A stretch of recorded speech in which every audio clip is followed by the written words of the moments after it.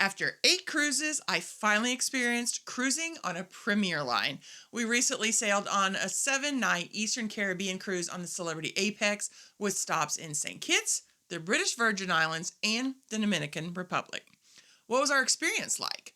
What was the good and bad of our time on the Celebrity Apex? And will we sail Celebrity again? Ahoy, travelers! It's Amy here to help you make your travel experience a success.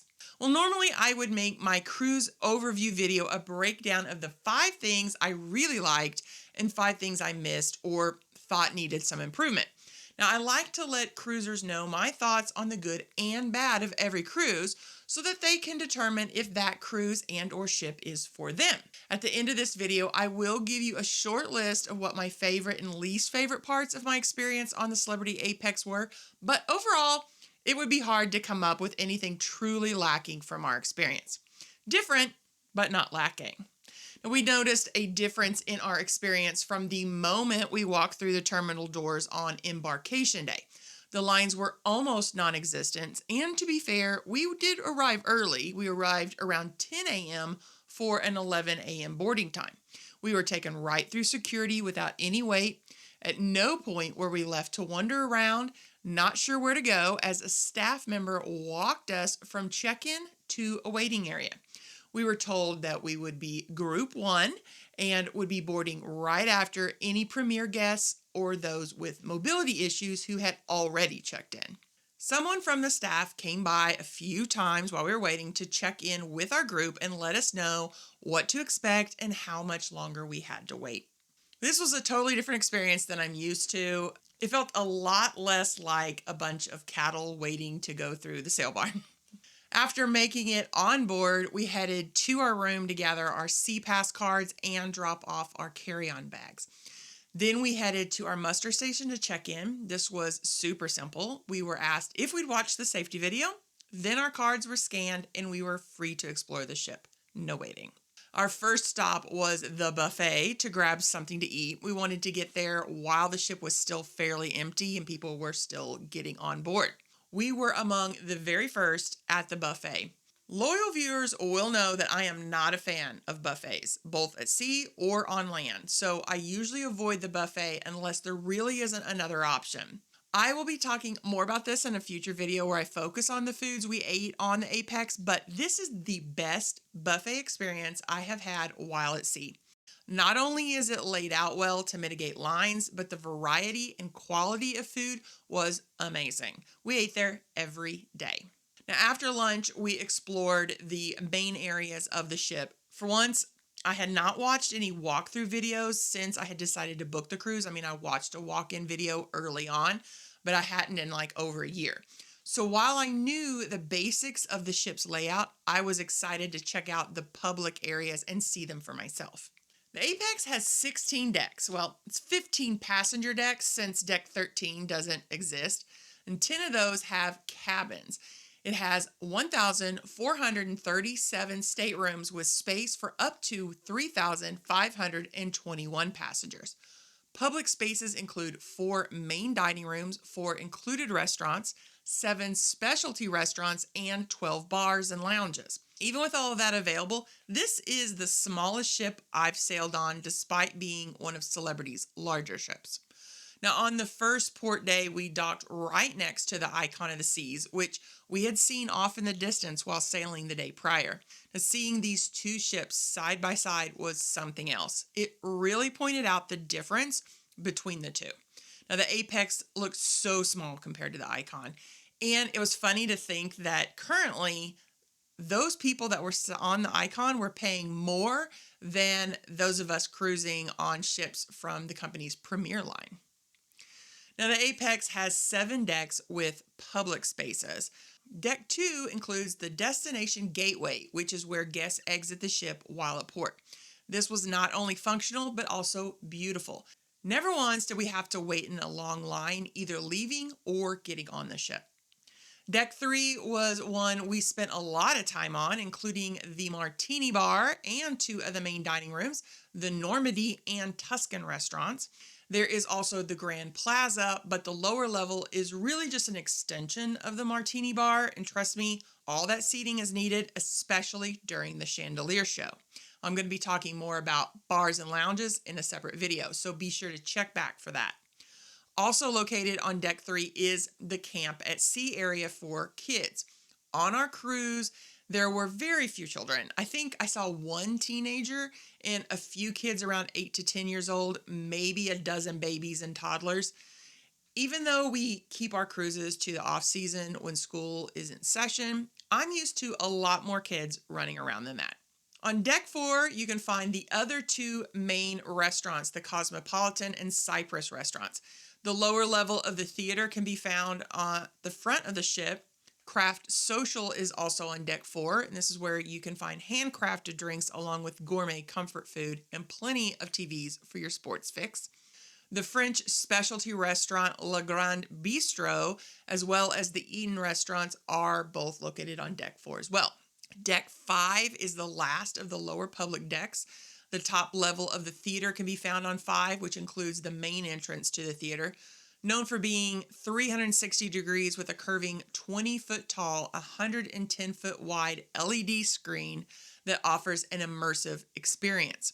The seats are all individual with places to hold drinks, at least those in a stemmed glass. These cup holders are a little bit awkward. The seats were comfortable, but not necessarily fluffy friendly if you are on the larger size, and that's due to those wooden armrests. Now, we enjoyed watching the show crystallize.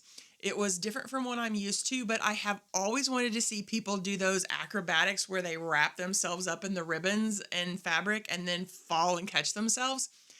Is there a name for that? I don't know. I think there was supposed to be a story that went along with the acrobatics, but I was just there for vibing on the impressive moves made by the aerialists. We also watched the Love and Marriage show in there, which is a favorite of ours across different cruise lines. I will still say that Carnival has the best version of this that I have ever experienced, but this one was still pretty good. Also located on Deck 5 is the entrance to the club, which held many of the ship's entertainment events. This was not a dance club. It included things like game shows and trivia and just regular, smaller versions of a theater show.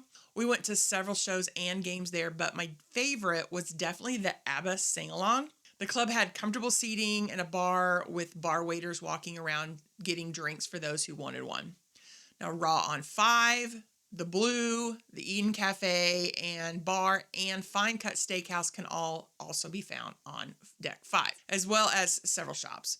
If you're looking for a quiet place to watch the world go by during a sea day, Eden has some great views from the aft of the ship with floor-to-ceiling windows and various seating options.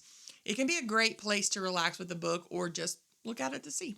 So, skipping all of our passenger decks, we get to Deck 14. That's the main open-air deck and what I would usually call the Lido deck. It's where you can find the main pool as well as the buffet, which was Ocean View Cafe on the Apex. And then the Mast Grill, which is a burger and hot dog spot, was located there. Now, we are not pool people, so I did not spend any time around the pool deck, but it was a popular place. The solarium is located on 14 and was a favorite spot of Mom's. She made sure to grab a prime spot early on sea days. I would usually join her there for a while, at least until it became too hot and muggy for me. The solarium has beautiful views and would be great during cold and wet days, but it can get pretty warm and muggy after the sun has been up for a while because there is a pool and hot tub in the solarium area. So located within the solarium area is also the spa cafe and juice bar. I always meant to go grab a fresh juice or smoothie, but I just never made it around to doing so. My aunt and uncle had some and said they were really good. The spa area can also be found on Deck 14 along with the thermal suite. Deck 15 includes the retreat lounge, fitness center, jogging track, and the rooftop garden and garden grill. Now, I thought I would spend a lot of time at the rooftop garden, but I really only stopped by to see what it looked like. While I had expected to watch one of the open-air movies offered, and that's where they're located, there really wasn't anything I wanted to watch, at least not enough to stay up late to do so. Mom and I did hang out and watch some pickleball there for a few minutes at one point. We also visited the Sunset Bar on our last sea day. It's located at the aft of the ship, and it has a nice view of the ship's wake. 15 Fjord includes the retreat lounge and the fitness center, along with the double-decker Edge villa cabins.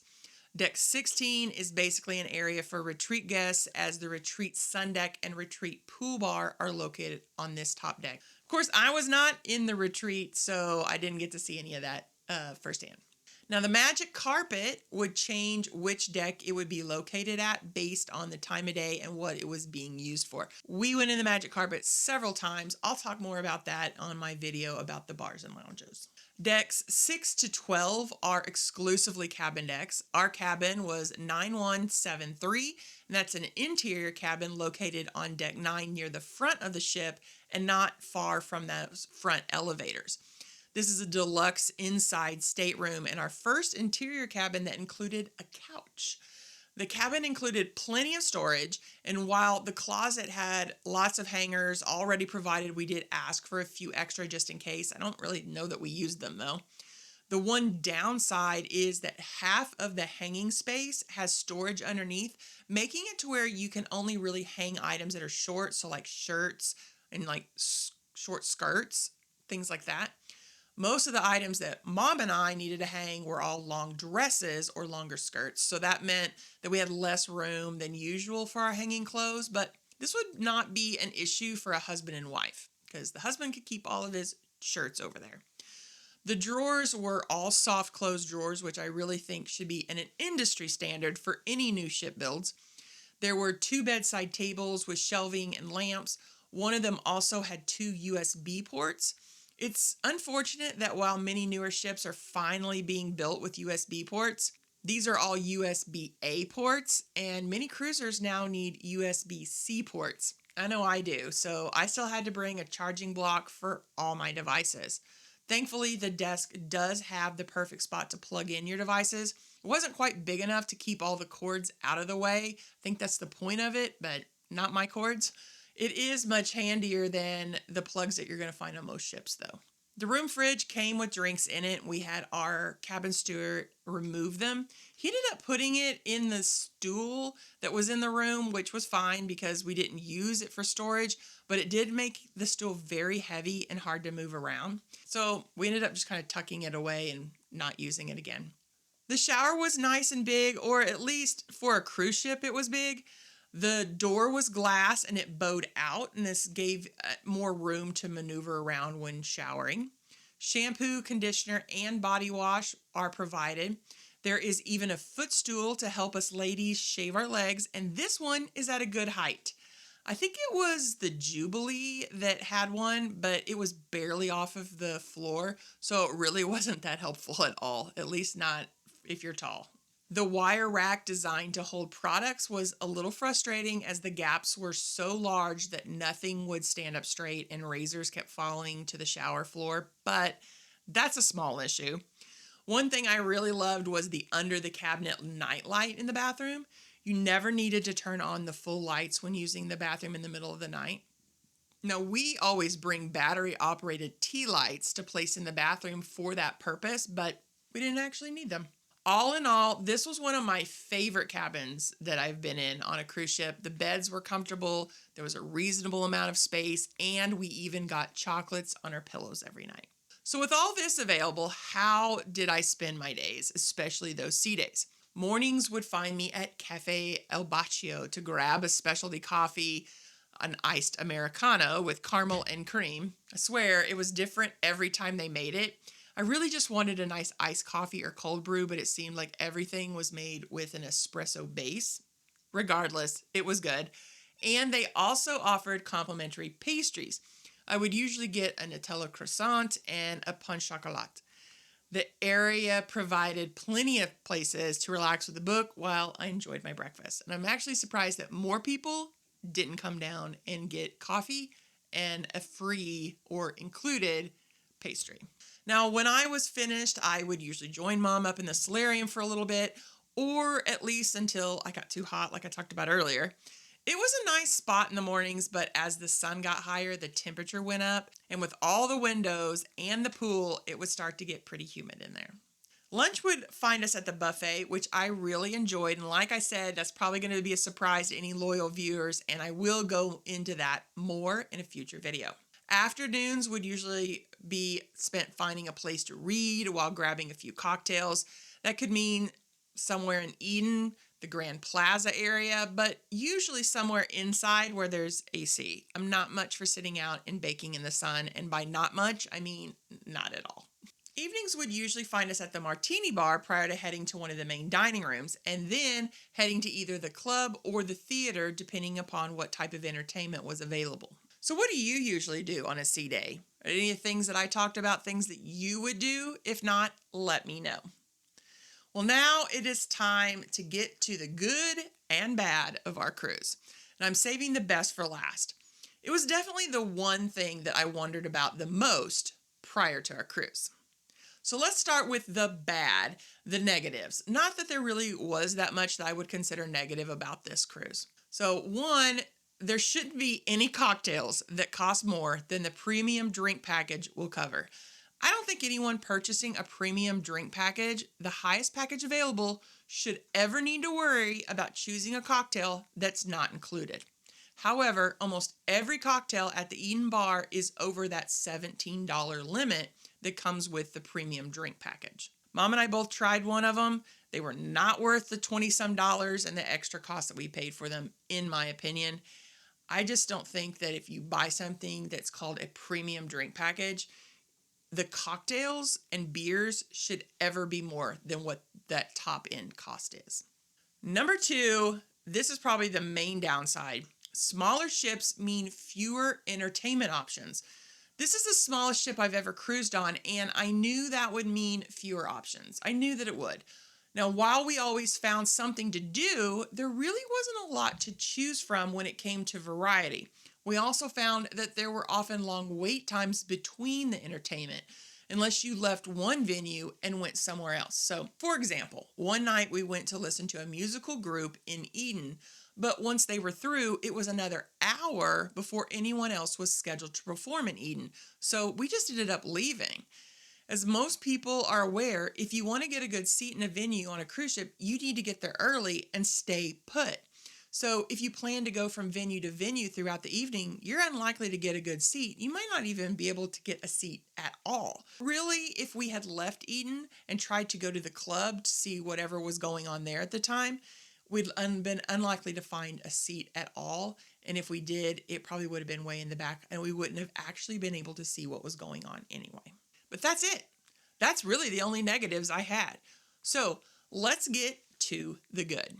Now, I have already mentioned this, but this was the best embarkation and debarkation experience I have ever had, especially the embarkation. The debarkation was also really smooth. We did self-assist, and we were all told to meet in Eden, and the staff had us line up our luggage as soon as we walked in the door, but then find a place to sit until it was time to make our way out to the outer deck. We did have to stand in line for longer than expected once we got our luggage and went outside, but it was still a smooth, no pushing, shoving, or fighting to get up front. The whole process was seamless, even if we did have to stand around for a little bit longer than I would have thought. Now, the buffet goes down as one of the best experiences of the cruise. As I've already said, I will go more into this into the future video, but I am not a buffet person. But this buffet was laid out well to prevent long lines and had so much great food. Now, while the elevators on this ship were not the newer kind where you choose which floor you want to go to and then you're told which elevator will be coming for you, I did really love these elevators for a couple of reasons. One, the entire outside edge of the elevator would light up either green or red when it arrived. Green for up and red for down. So it was really easy to tell that the elevator was there and where it was headed. Inside the elevators, there was clear information above the doors that listed the main public areas found on each deck, which was very helpful, especially for those first couple of days when you're still trying to memorize the layout of the ship. Now, while a smaller ship meant less entertainment, it did mean that it was easy to get around the ship. I'm not a stranger to large ships that equal a lot of walking to get from one end of the ship to the other, so it was nice to experience a smaller ship. Now, with Celebrity being a premier line, that meant better service all around.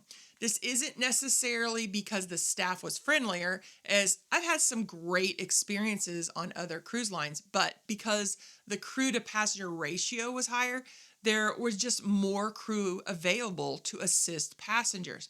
This meant shorter wait times at bars and lounges, things like that.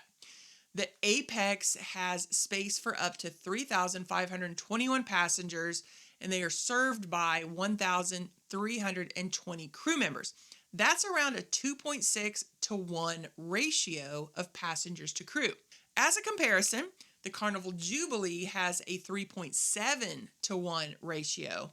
And let's not forget Icon of the Seas, because at least Royal is in the same family as Celebrity, so maybe that's a little bit more even. The Icon of the Seas has a 3.1 to 1 ratio. Now, those differences may not seem like a lot, but they make a big difference for sure. Finally, I saved the best for last. As someone who has mostly been on Carnival, although we have also sailed on MSC and Norwegian, I was curious as to how different the clientele would be on a premier line. Now, I've never had any major issues sailing on the budget lines, or as they like to usually call themselves, resort lines. So would I really notice that much of a difference? The answer is yes. It really was a bigger difference than I had expected. First off, the majority of guests on board the Apex were between the ages of 40 and 70 years old. That's right in my wheelhouse. We're just a little bit more sedate of an age group, I think. Now, don't get me wrong, the ABBA sing-along was a poppin', but still. Everyone was polite. Now, the one time I had someone bust into the elevator before I could get out, they apologized for doing so. And frequent cruisers will know that this can actually be a real issue at times. I didn't see anyone cut in line. I didn't hear anyone talking down to the crew. In fact, my experience was quite the opposite, as most people were super friendly to the crew. It was just a pleasant experience with a noticeable lack of drama and rudeness. Now, I've never seen a fight on a Carnival cruise, but I've dealt with a lot of rude people. Or at the very least, they were people who are just oblivious to how their actions affect those around them. That just really wasn't the case on this cruise. Now, how much more did I pay for this premium cruise experience? Let's look at our Jubilee cruise as a comparison, since that is a large ship with lots of amenities. We paid right at $1,500 per person for an interior on a 7-night Western Caribbean cruise in January of 2024. So same time of the year, same cabin class, although the Celebrity cabin is larger, it has that couch in it, and same length of cruise. The Celebrity Apex was just around $2,300 per person. Now, if you look at the cost per day per person, that's $214 for the Carnival Jubilee and $332 for the Celebrity Apex. Now, both of these included everything: taxes, port fees, gratuities, even a drink package for both. Was it worth paying more for the premium line? Probably. Will I be back? Definitely. Now, that isn't to say I won't ever sail on Carnival again, because I still really enjoy all those extras that they have to offer that I just miss out on when I'm sailing on other lines. But I'll be booking on Celebrity again. Plus, our next cruise is on Princess, and I'm excited to compare the two. So have you ever been on both a resort line and a premium line? If so, what are your thoughts on the differences between the two? Let me know. Well, are you ready for more information on cruising? Why not stick around and check out this video and then come back for more information designed to help you have an amazing cruise. Have a blessed week, everyone.